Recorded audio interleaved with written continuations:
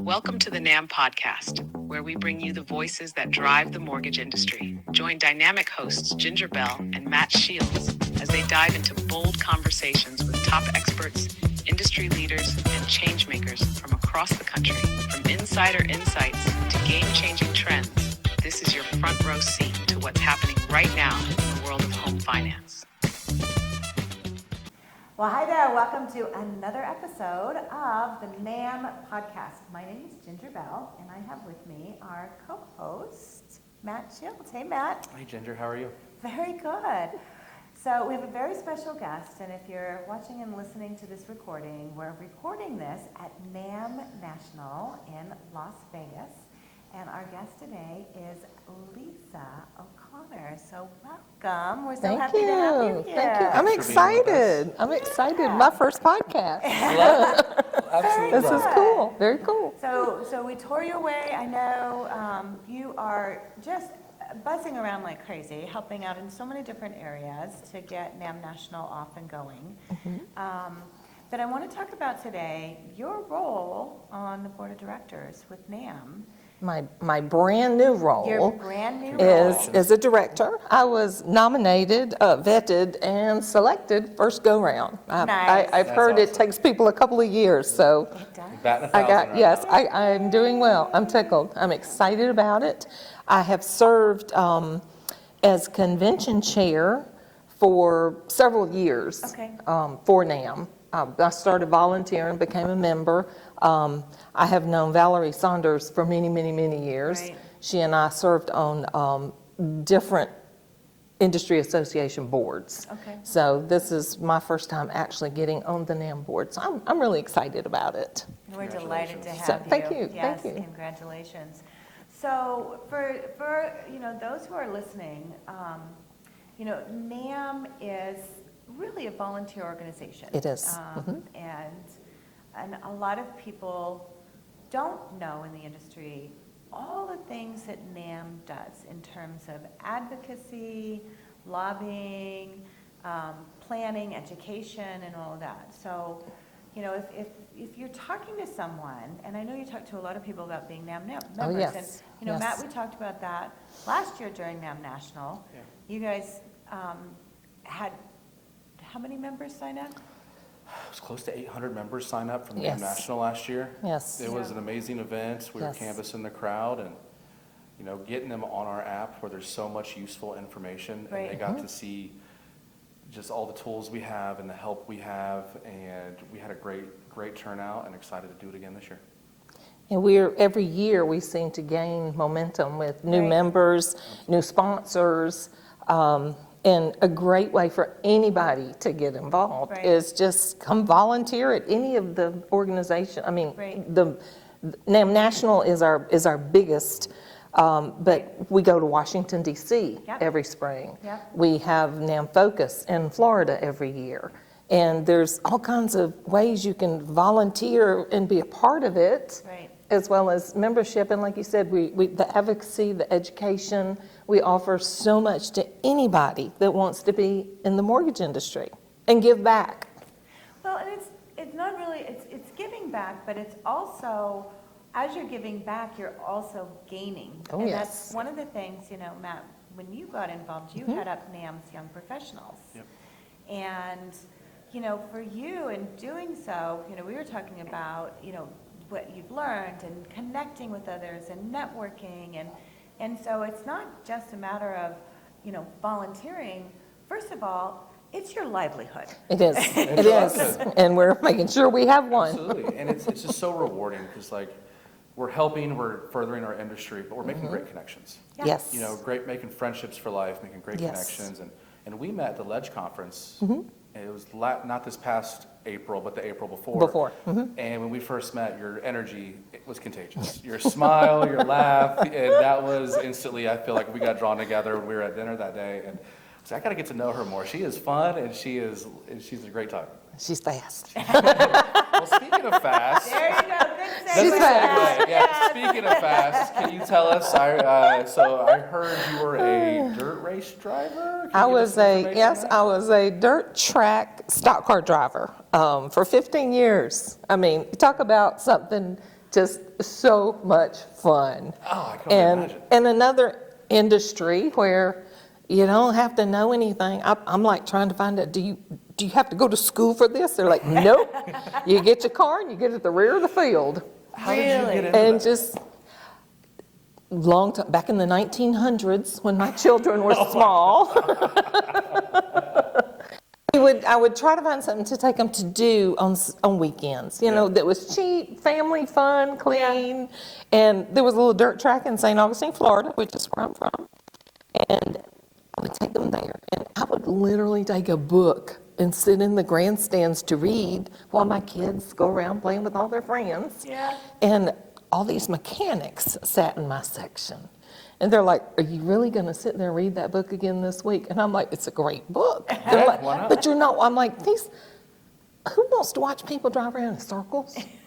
Well, then they started giving me backstories on this driver and that driver and who fights who and who wrecks who. And it is like reality TV. It was a soap opera. And after 2 years of Saturday nights with these people that we didn't have exchanged phone numbers or nothing. We just sat together on a Saturday night. That's awesome. And they closed the track. And I'm like, what do you do? They're like, Lisa, this ain't the only track. So we carpooled. We carpooled for about a season. And then I'm like, we could do this. It's a car. You're mechanics. Yeah, why not? And that's why I said, why not? And they're like, do you know how to drive? I'm like, I drive to work every day. I'm driving this carpool right now.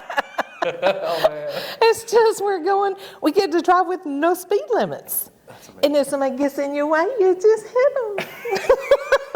Sounds like a good time to me. They go spin it. Of course, they can do the same to you. Oh, man. But I did. I probably went through about 5 cars over 15 years.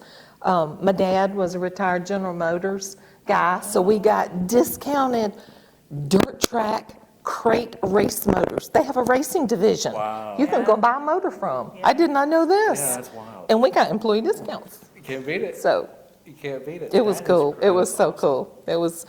I have many, many trophies, championships, wins.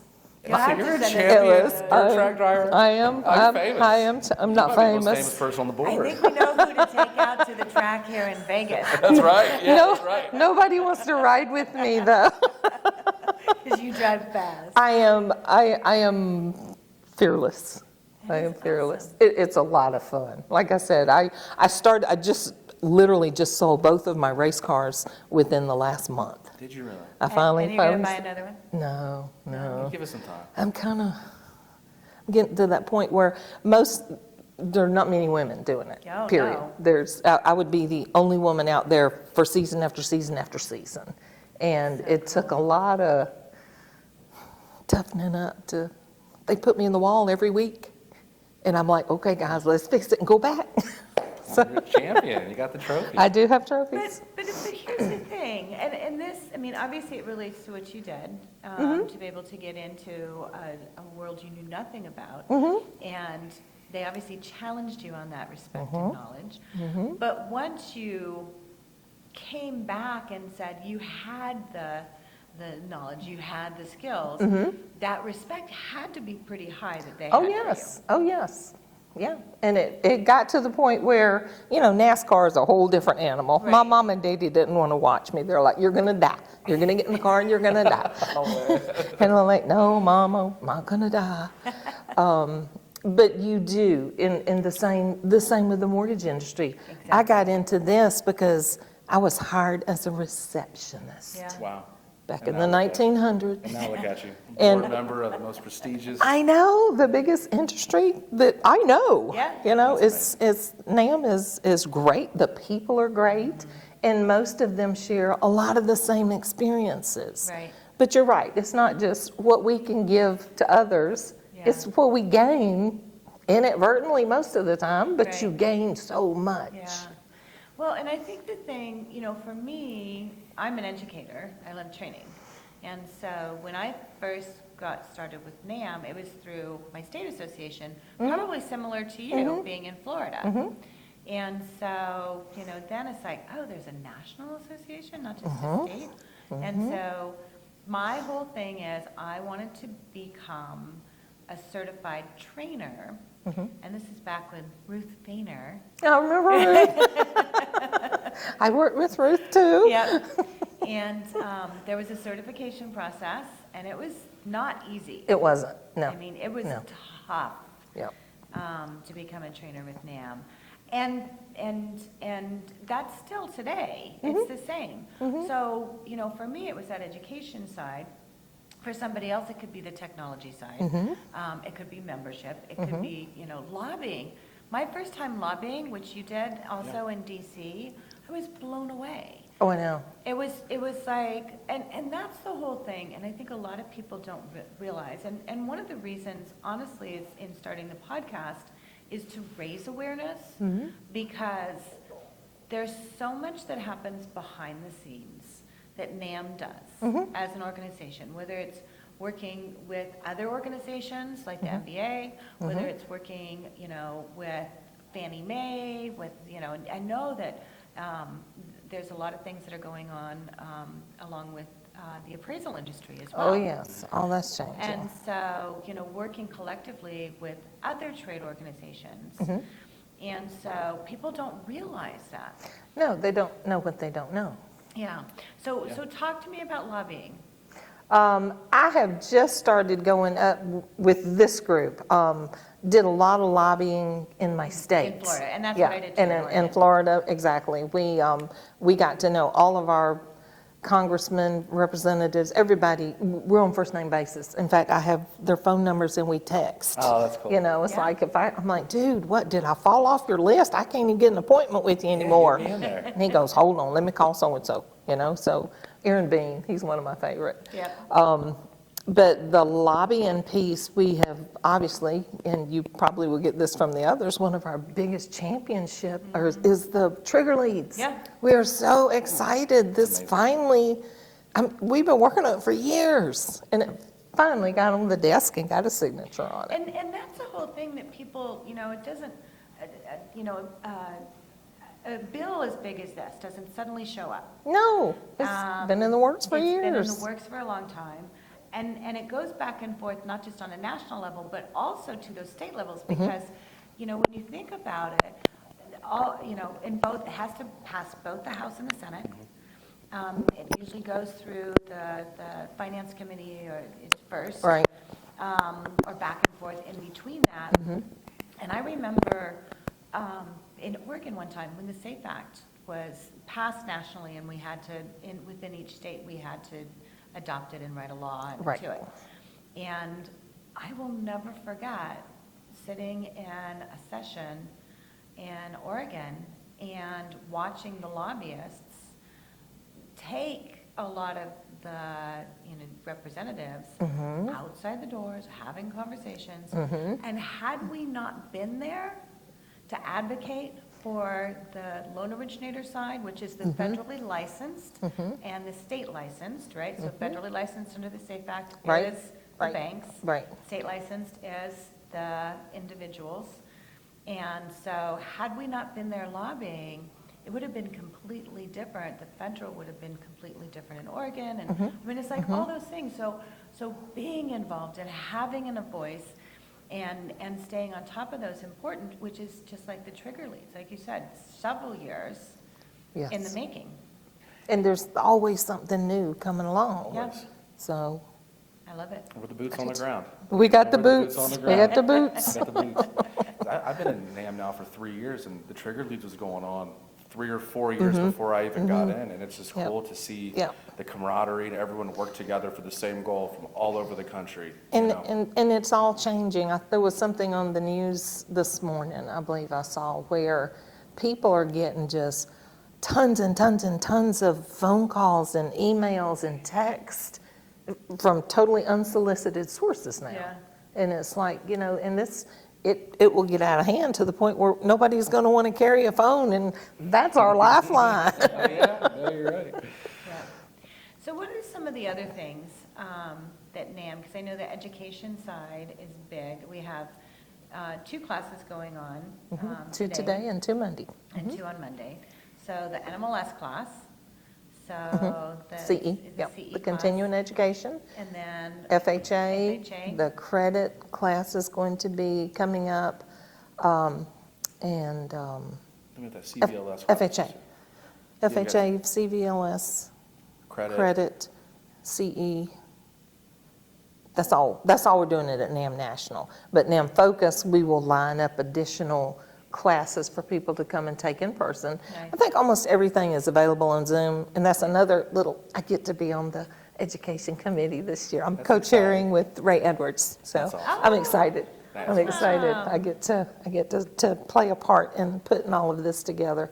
But NAMB Focus is going to be in Orlando, I think at Shingle Creek, in January. We will have more education. Of course, that's more of a technology Right. event. But it's good for people to do it in person. Everybody can always do everything on Zoom. It does help. And for me, I've done the FHA course online and then the CVLS in person, and I took so much from both classes, but the CVLS class in person, being able to engage and answer the questions, and that class has helped me so much in my personal Oh, I business know. every day. I know. I do as many in-person classes as I can. My 8-hour CE, Yeah. it's, number one, I get to sit with all my friends, Yeah, you know, absolutely. and catch up. But And I think you pay more attention. and learn you can ask more. questions. Yeah. So what is the CVLS class about? I mean, you said you got a lot out of that. Yep, so certified veteran lending specialist. Perfect. And I feel like the VA community, the veteran, the VA loan, there's so much that people don't realize about the program. And a lot of people would just kind of lump it in with other government loans and think the programs are all the same. And they're not. While the VA loan is so special for the veteran, for all the, everything they've done for us, they have the access to this amazing loan that there's a lot of, I would say, there's just a lot for the veteran in terms of examples of condo. So on the condo, if the association's not approved, not a big deal. Let's go to get the association approved. We'll collect all the HOA docs, send it off to the VA, wait for the turn time. They'll either give us the approval, or if they reject the condo, they tell us what information we need to give to the HOA to approve it. But even if it's rejected, the VA will grant a one-time waiver for the Spot veteran approval. to still close on the property. Yeah. So that's something that I learned from that class specifically, that I've closed 4 loans in a 12-month span on, that I would have never been able to do before. No, if I didn't no, have the you wouldn't even process. talked about it. Yeah, would have never known. And it's just just some of those little industry secrets that if you're not really diving into that program, how are you going to learn You're about not, it? yeah. And we had an expert Yeah. come teach the class. I just got certified for the CREV, the reverse mortgage. Good. Oh, very cool. And I'm a loan originator. I'm also a processor and closer, but we don't even do reverse mortgages. So I'm like, well, this is something I know nothing about. Right. And it's like, oh my gosh, this too is a great program. I mean, it's specific individuals that it's going to really help. Right. But like you said, if I'd never sat through the class, I wouldn't even know it never know. exists. Well, and that's the whole thing, as a loan originator in the market that we're in, you have to have access to those different loan programs. Or you need to know where to send people Right. if you can't help them. Right. You need to help everybody in one Right. way or another. And then the Agreed. other side of that, because I always put on my marketing hat, it's like, okay, so veterans, and it's like, what a great opportunity for you to make a video about just that particular guideline. Right. Absolutely. That Reverse mortgage, same thing. Exactly. And I mean, you look at, I was recently reading the percentage of homeownership that falls under baby boomers is staggering right now. It's almost like 2/3 of the country. And so one of the things that I read recently was a lot of those homes need repairs. And so what a great way to do that with the reverse mortgage. I know, because they have a thing they call Lisa. I thought it was after me, but Oh. it's not. It's not? But yes, they do. They do set aside money for home improvements, repairs, and everything else for elderly people that probably couldn't do it. And I say elderly, I'm getting there too. I'm at the age I could take out a reverse mortgage. I'm still working on my forward mortgage, but now that I know how it works, it's like, okay, we got this reverse and forward. Right. You know, we can shift gears. Yeah, and those are things that are great to be able to make a video about. Sure. And, let people know because they're looking for that. Right. They want to have that information. Right. And, as a professional in our industries, we need to do more of those. Agreed. To be able to put Agreed. those out there. And as a loan originator, a broker, it's a great way to kind of niche to grow rich and to really Yeah. grow your business. And, as you're looking for avenues to get business and stand out, being that reverse mortgage expert, being that veteran expert, being that FHA expert, and really hanging your hat on the knowledge you have, I think it's a great way for our listeners who are trying to grow their business. It's a great way to learn and to really build that business. Well, and I think because most of the people that do what we do, we've got more of an outgoing personality anyway. And, because my kids, I've done mortgages for all my kids and all my kids' friends and half the firemen in the county because they're friends with my kids. I love it. And all the race car drivers. I have done race car drivers. I'll be down at the track and a guy will come up, Lisa, I hear you do loans. I'm like, yep, we can do it. But you have to get in the car first. Right. Not in my car. I get to run your car around the track. Oh, yeah. But it's, yes, you get, and you make friends. I have customers that are friends for life now. I have this one couple, I think I did 5 homes for them. Yeah. And they kept going bigger and bigger and bigger. And I'm like, don't go jumbo. I can't go jumbo. I'm gonna have to refer you away. But it's friends for life. Well, I and mean, then the next generation is there. They have exactly, kids, and their kids exactly. are fine. And they'll say, hey, Ginger, hey, you know these people, call them. They're going to take care of you. Great. I So love that. I do too. It's I that love family that. feel. It is. Send them in, you'll take great It care of them. is. Absolutely. Or we'll put you in the wall. Oh, man. Spit them out.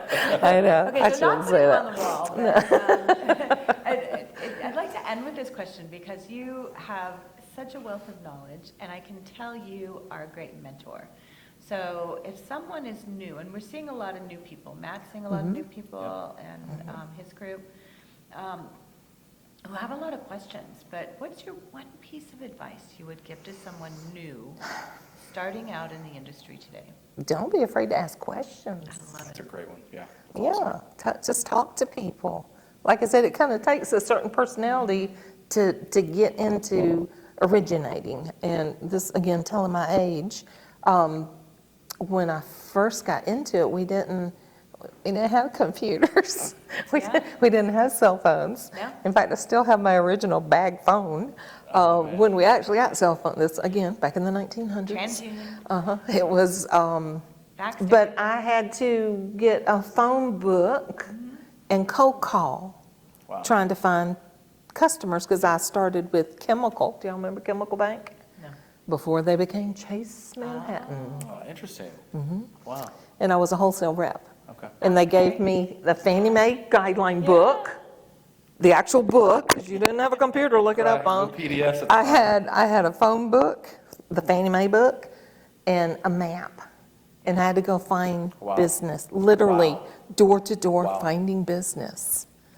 And And the maps were Thomas guides. They were like the big, that's what I had when I was an yeah, well, Yeah, it's I not had like a, MapQuest where it's like No, turn left we here, didn't have- map we it out where you're going. Yeah. no, but then number one, how to read maps, and where you're going. Exactly. And they laugh at me because anybody in this group that's ever done little side trips, like to the Grand Canyon or, Yeah. Anywhere, Lisa's gonna have to get a map. I can't just use GPS. I gotta see it on paper. I agree. Because there's stuff on there that's not on your can't see it on GPS. your I'm the same way. Like, Yeah. show me a picture of where I'm going. That's what I need. I don't want the play-by-play. Just- No, but Yeah. Yeah.